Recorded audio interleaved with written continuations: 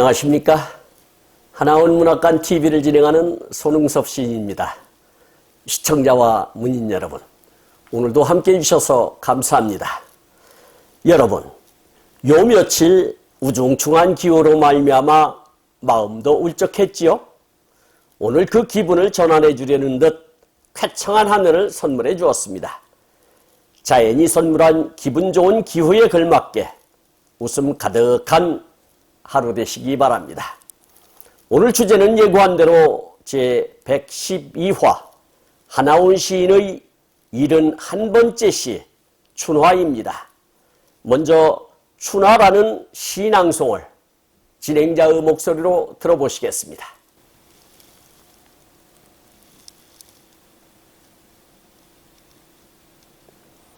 춘화, 하나원, 개구리, 내 다리를 듬직히 타락같이 버티고 유리알 눈방울을 둥그레 퉁겨 구체의 광반사는 서슬이 시펄에 장군 같구나, 각하 같구나.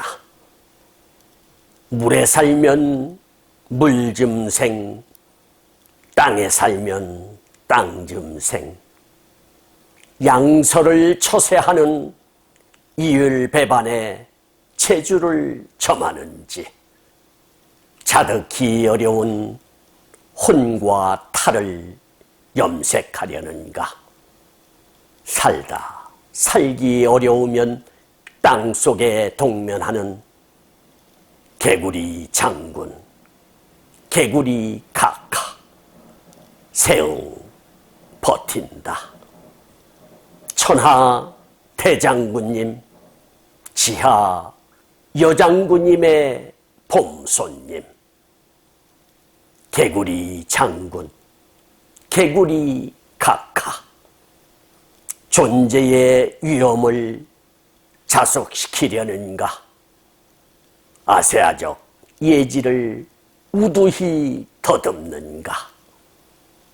새푸른 창포가에 잠도 없이 밤새도록 울기만 하여 세월의 범패인 양 울기만 하여.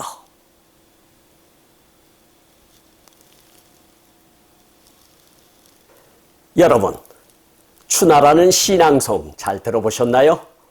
이 춘화라는 시는 1970년 2월 1일 발행된 시인이라는 문학지의 33페이지에 수록된 시입니다. 진행자가 들고 있는 이 책이 바로 시인이라는 잡지입니다. 이 시는 2010년 11월 12일 발행된 하나원 전집 139페이지에도 수록되어 있는데, 일부분에서는 현재 적용하고 있는 띄워쓰기와 단어의 표기법에 따른 변경이 일부 있다는 것을 알려드립니다.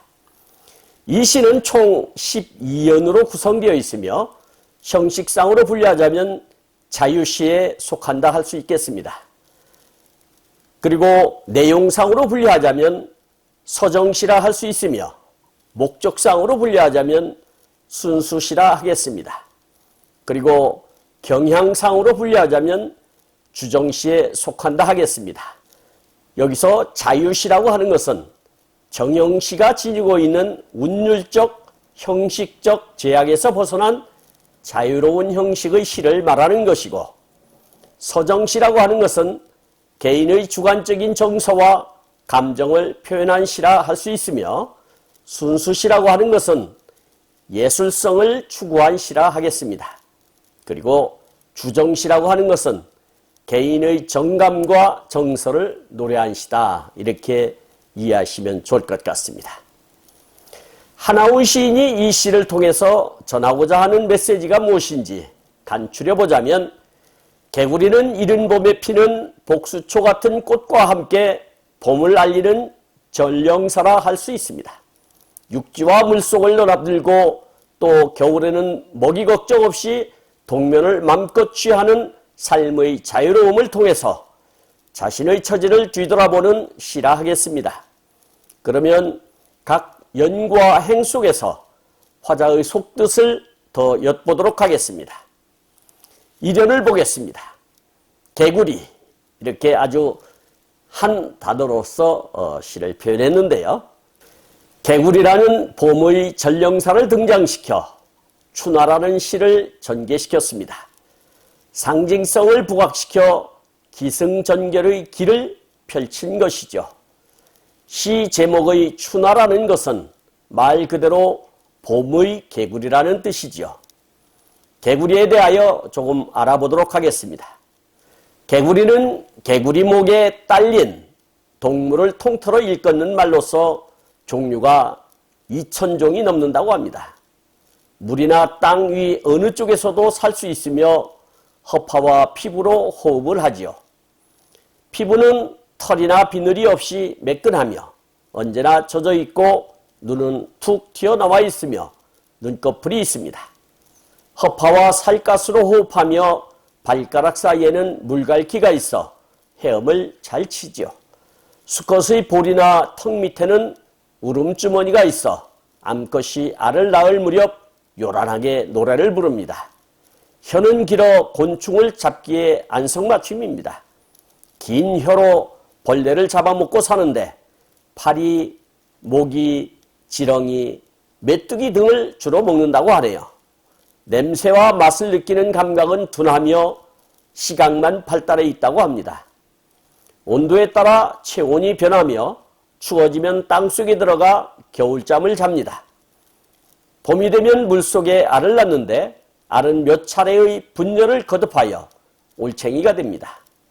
올챙이는 아가미로 호흡하며 꼬리가 있으나 다리가 생기면서 꼬리가 점점 없어지며 아가미와 꼬리가 없어지면 땅으로 올라와 사는 수육 양용형 동물이라 할 수 있겠습니다. 이연을 보겠습니다. 네 다리를 듬직히 다락같이 버티고 유리알 눈바울을 둥그레 둥그레 퉁겨 구체의 광반사는 이렇게 노래하고 있는데요. 흔히 요설가들이 그럴듯하게 표현할 때 자주 인용되는 말이 이 말이죠. 멀리 뛰기 위해서 잔뜩 움츠린다는 표현. 그것이 바로 개구리에서 연유된 표현입니다. 개구리를 보신 분은 잘 알겠지만 4개의 다리로 안정적인 자세를 취하죠. 뛰기 직전에는 몸을 잔뜩 움츠렸다가 펄쩍 뛰면 멀리 높이 날아가듯 달아납니다. 그리고 눈이 큰 사람을 가리켜 왕눈이라고 표현하는데 바로 개구리의 눈이 그러합니다. 벌레를 잡기 전 두 눈을 껌뻑이며 기회를 포착하는 모습을 잘 그렸다고 생각합니다. 역시 시인은 관찰력이 남다르다 하겠습니다. 이런 것이 다 먹이사슬에 얽힌 생존 경쟁의 한 단면이라 할 것입니다. 하나훈 시인도 문둥이라는 제한된 삶에서 살아가기 위한 나름의 방법이 있었을 것입니다. 그러한 지혜에서 비롯된 작품이 아니었을까 유추해 봅니다. 사면을 보겠습니다. 서슬이 시퍼래 장군 같구나 카카 같구나 이렇게 노래하고 있는데요. 위험으로부터 도망치거나 또는 먹이를 낚아채기 위한 자세를 보면 잔뜩 긴장한 모습이 마치 전쟁터로 향하는 장군이나 군부대를 사열하는 대통령의 늠름한 모습처럼 보였던가 봅니다. 화자가 사해로부터 얼마나 억압의 삶을 살았으면 미물인 개구리의 자세를 보고 그 모습이 부러웠을까 생각하니 가슴이 찢어질 듯합니다. 사연을 보겠습니다. 물에 살면 물쯤생, 땅에 살면 땅쯤생 이렇게 노래하고 있습니다. 이련에서 개구리의 특성에서 살펴보았듯이 개구리는 물과 육지에서 자유자재로 활동하는 멀티의 삶을 구가하는 동물 중에 하나입니다. 4차 산업사회를 살아가는 융합시대를 맞이하여 우리 인간도 그렇게 진화해 가고 있는 듯합니다. 여기서 짐승이라고 하는 단어는 짐승을 이르는 말로서 짐승의 방언 또는 예체라 할 수 있겠습니다. 오연을 보겠습니다. 양서를 처세하는 이율배반의 재주를 점하는지 자득히 어려운 혼과 탈을 염색하려는가 이렇게 노래하고 있습니다. 일행에서 양서라고 하는 것은 물과 뭇 양쪽에서 다 살 수 있는 것, 이것을 양서라고 합니다. 개구리는 물과 뭇에서 살아가는 특별한 능력이 있으면서도 무슨 전생에 덕을 많이 쌓아 먹이 사냥에 유용한 피부가 보호색으로 변경되는 능력까지 가졌으니 부럽기 짝이 없다는 화자의 속마음을 엿볼 수 있는 대목입니다. 유견을 보겠습니다. 살다 살기 어려우면 땅속에 동면하는 이렇게 노래하고 있는데요. 더하여 먹잇감 구하기가 어려운 계절인 겨울에는 편안하게 잠까지 잘 수 있는 특권까지 가졌으니 세상 남부러울 것이 없는 팔자라는 생각을 하며 화자의 팔자와 비교해보는 것입니다. 월남하여 명동거리 어느 길모퉁이에서 거적대기를 덮고 자다가 옆 동료가 가만히 떼기에 둘둘 말려 리어카에 실려가는 모습을 보았던 그 시절이 되살아나는 것입니다. 시련을 보겠습니다. 개구리 장군, 개구리 각하, 세웅 버틴다 이렇게 노래하고 있는데요. 이행에서 소정이라고 하는 것은 작을 소자와 솥정자를 써서 작은 솥을 뜻하는데요. 여기서는 세응 버틴다 이렇게 표현을 했는데 이 세응이라는 정확한 뜻은 알 길이 없습니다. 그러나 문맥상으로 볼 때 납작 엎드린다는 뜻이 아닐까 이런 생각을 해봅니다. 시청자 여러분께서 세응에 대한 뜻이 정확하게 알고 계신다면 연락을 좀 해주시기 바랍니다. 한 수 배워보도록 하겠습니다. 파련을 보겠습니다. 천하 대장군님, 지하 여장군님의 봄손님 이렇게 노래하고 있는데요. 일행에서 천하 대장군은 하늘 아래 모든 생물을 뜻하는 것이며 이행에서 지하 여장군이라 하는 것은 땅을 뿌리박고 살아가는 모든 생명체를 이르는 것이 아닐까 해석해 봅니다. 그러니까 일행, 이행에서 말하는 것은 세상 만물을 이르는 표현이 아닐까 생각해 봅니다. 다시 말해서 개구리는 세상의 보무전령사라는 뜻이 되겠지요. 구연을 보겠습니다. 개구리 장군, 개구리 각하 이렇게 노래하고 있는데요. 구연은 반복적으로 등장시켜 다시 한번 이 시의 주인공인 봄의 전령사 개구리의 존재를 부각시키는 효과를 노린 듯 합니다. 시변을 보겠습니다. 존재의 위험을 자숙시키려는가, 아세아적 예지를 우두히 더듬는가 이렇게 노래하고 있습니다. 일행에서 존재라고 하는 것은 사람이나 사물이 실제로 현실에 있음을 뜻하는 것이고 위험이라고 하는 것은 위세가 있어 의젓하고 엄숙한 태도나 기세를 뜻한다. 그리고 자숙이라고 하는 것은 맵시자자와 잘숙자를 써서 몸가짐을 가다듬고 숨죽여 있는 것. 그리고 이행에서 아세아적이라고 하는 것은 아시아적이란 뜻으로 동양답다는 뜻이 되겠습니다. 그리고 예지라고 하는 것은 사람의 도리를 꿰뚫어보는 뛰어난 지혜를 뜻한다. 이렇게 이해하시면 좋을 것 같습니다. 그러니까 개구리의 자태가 마치 장군이나 대통령의 모습처럼 근엄하게 보이는 것을 인정하지 않고 숨기려는가, 아니면 동양적 특유의 통찰력을 아둔하게 얽어물이려는 것인가 하고 꾸짖는 것이 아닐까 싶습니다.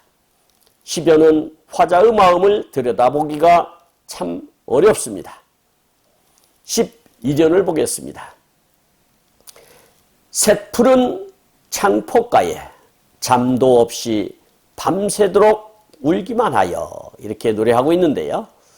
일행에서 창포라고 하는 것은 천남성과에 속한 여러 해살이 풀을 이루는 말인데, 여름밤 개구리는 주로 논이나 개울이나 연못에서 노래를 하는데, 창포라는 수초 옆에서 어스름 달밤에 밤새도록 짖어댑니다. 그러다가 사람의 발자국 소리가 들리면 숨죽이고 조용해지지요. 그런데 사람들은 왜 매미는 노래를 한다고 표현을 하고 새나 개구리는 운다고 표현하는지 모르겠습니다. 필자는 개처럼 짖어댄다고 표현했는데 더 어울리는 표현이 아닐까요? 저는 매미나 새나 개구리가 소리를 내는 것은 노래라고 정의하고 싶습니다. 마지막 12열을 보겠습니다. 세월의 범패인 양 울기만 하여, 이렇게 시를 마감 짓고 있습니다. 일행에서 범패라고 하는 것은 절에서 주로 제를 지낼 때 부르는 소리이며, 가곡, 판소리와 더불어 우리나라 3대 성악곡 중의 하나라고 할 수 있겠습니다. 범패는 장단이 없는 단성 선율이며 제를 올릴 때 쓰는 의식 음악이라는 점에서 서양 음악의 그레꼬리오 성가와 비슷하다 하겠습니다. 그러니까 개구리 노랫소리가 마치 사찰에서 해마다 때만 되면 제를 올릴 때 부르는 노래처럼 청승맞게 들린다는 것이며, 이것이 화자가 문둥이 삶을 통해서 겪었던 각설이 타령이나 한 끼니 밥을 얻어먹기 위한 장타령같이 처량하게 들렸던 것입니다. 지금까지 함께 하신 시청자와 문인 여러분, 감사합니다. 제가 하나훈 문학관 TV를 방송하는 이유는 고란과 역경을 딛고 문학의 꽃을 피우신 하나훈 시인을 널리 알리기 위해서입니다. 여러분의 주변이나 하나훈 시인에 관심 있으신 분께서는 인터넷 포털 다음의 카페에서 하나훈 문학관을 검색하여 가입하시면 고 하나훈 시인에 대한 다양한 자료를 접할 수 있으며 많은 시인과 문학 활동을 함께 할 수 있습니다. 그리고 유튜브에서 하나훈 문학관 TV를 검색하시면 하나훈 시인의 진면목을 발견하실 수 있습니다. 다음 제114화는 1962년 10월 20일 발행된 시인지 35페이지에 수록된 파고다 공원이라는 시를 소개하도록 하겠습니다. 그리고 광고 말씀드리겠습니다. 하나훈 문학관에서는 화면의 사진과 같이 문인의 등용문인 파랑새라는 문학지를 발간하고 있습니다. 화면에 있는 안내에 따라 기고해 주시기 바랍니다. 제가 제공하는 방송을 보시고 도움이 되셨다면 구독과 좋아요를 누르는 것도 의미 있는 일입니다. 구독은 무료이며 딱 한 번만 누르시면 됩니다. 구독은 진행자에게는 독자로부터 인정을 받는 징표이며 보람을 느끼게 하는 청량제라 하겠습니다. 보다 더 알찬 내용으로 찾아뵙겠습니다. 감사합니다. 진행의 손흥섭이었습니다.